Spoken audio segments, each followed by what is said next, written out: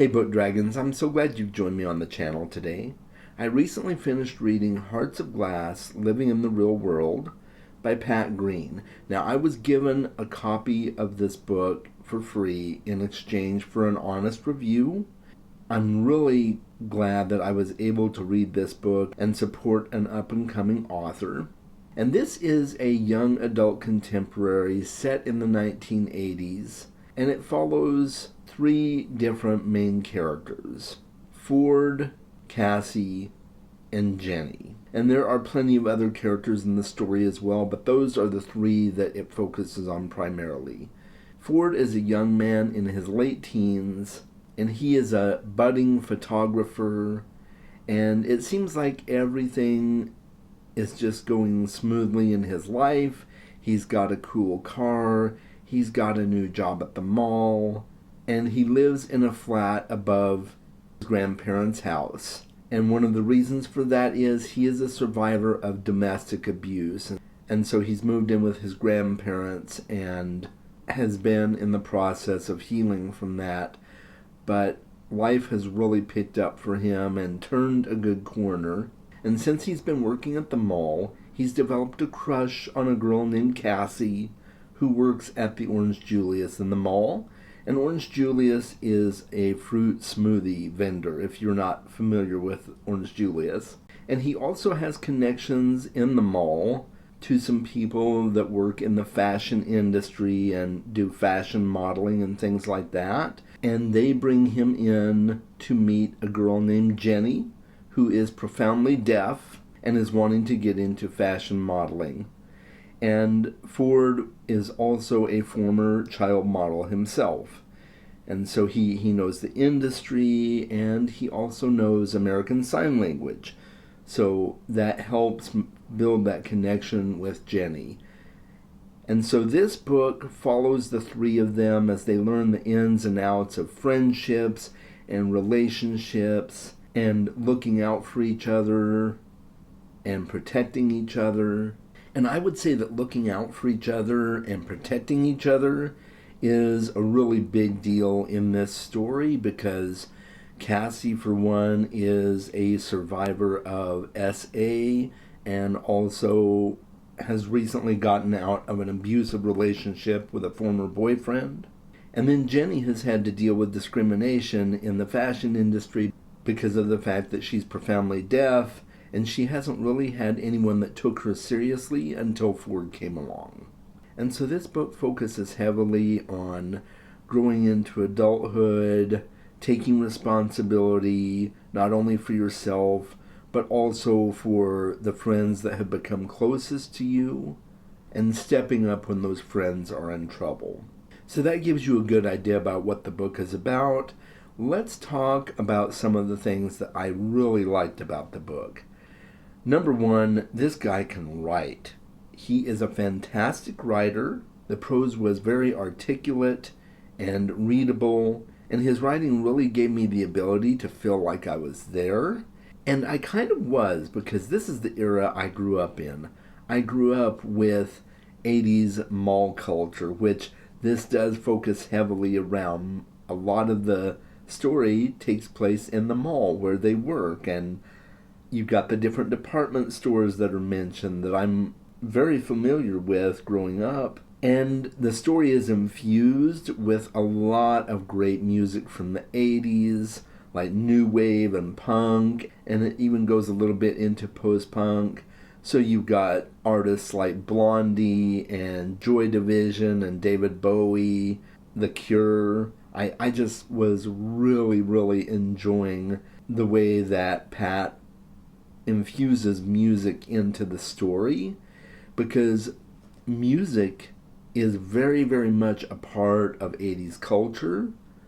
And music is still alive and well today, but it's very different than it was back in the 80s, because you got mixtapes, and that was another thing that I loved. He talked about mixtapes, and Ford makes a mixtape for Cassie, and it's just a way of communicating with other people your age without necessarily saying words, because when you give them that mixtape, they kind of understand what you're trying to say, and whether you're just close friends or whether you're more than friends, it's that way of connecting through music. And I absolutely loved the way that he presented the music culture in this book. And then there is the fashion, the hairstyles, the clothing that were en vogue at this time. And it just gives you a sense of being there if you grew up in the 80s. And I was just eating it up. It made me feel so at home. It gave me so much nostalgia. And I could really relate to Ford. I don't know, for some reason I really connected with Ford because he's the kind of guy that I always was growing up. He never wanted to get into fights. And if he did get into fights, he feels guilty and things like that. So it's just a very close to home feeling for me when I'm reading this book. And so I definitely enjoyed that. And if you grew up in the 80s, I think you'll feel right at home with this. And even though it's a young adult novel, it doesn't feel like a standard young adult novel because it deals with a lot of really heavy issues. And they're issues that make a lot of people grow up a lot quicker than they normally would. So a lot of times we don't think about all the kids that are going through domestic violence or SA. And we block out the possibility that those things might actually be happening in that age group. And the reality is those things are alive and well, unfortunately, with young people. And so I think this book is very timely, and Pat has a passion for domestic violence survivors and SA and working with shelters and getting these books into shelters for people who have been dealing with this so that they can have something that they can relate to. And so I love the passion behind this project as well. Now, I will say here that there are trigger warnings for sure. It does talk about domestic violence. It does mention SA. And there's nothing graphic in the book. It doesn't show scenes of that happening or anything.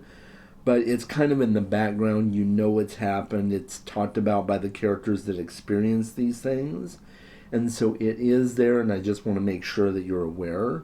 But I think that it was written in a very appropriate way for the age group it is targeting. And so if you're looking for a book that deals with certain subjects and themes like domestic violence and SA, I think this is something that you should definitely check out.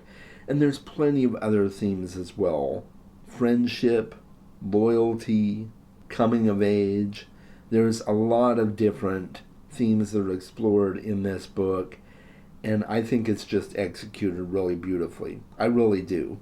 And so how would I rate this book? I give it a big heart. This book absolutely did everything I expected it to and then some. And I was kind of surprised because this is not normally a genre that I would read. I have read other coming-of-age contemporary novels such as Boy's Life by Robert McCammon, but that book had more of a magical realism feel to it. So I think that's part of why I liked that book, but I really enjoyed the overall story of it as well. And so when I came to this book, I thought, I'll probably enjoy it. Even though it's not in my wheelhouse, I'm willing to give it a shot, and I'm so glad I did. And this is going to be a 4-book series, I believe. So this is book 1, and then he's releasing book 2 sometime later this year, I believe. So it's ongoing, and I'm really excited to see where it goes. So yes, it gets a big heart from me, and I think that's about all I have to say for the review for right now. I do want to let you know that this is still in the crowdfunding stage. He's trying to raise money to get the book into different shelters and to hire ASL interpreters for different events that he wants to host. So he's got a lot of stuff that he's passionate about surrounding this book, and the crowdfunding campaign is a big part of that. And so I will leave a link down below. It is on Indiegogo, so I'd ask you to please check that out.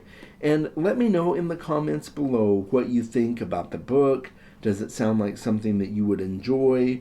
Or do you know of other people who would enjoy it? Let me know in the comments below. Please check out the link for his crowdfund. And until next time, guys, make sure you read more books, and I'll talk with you soon.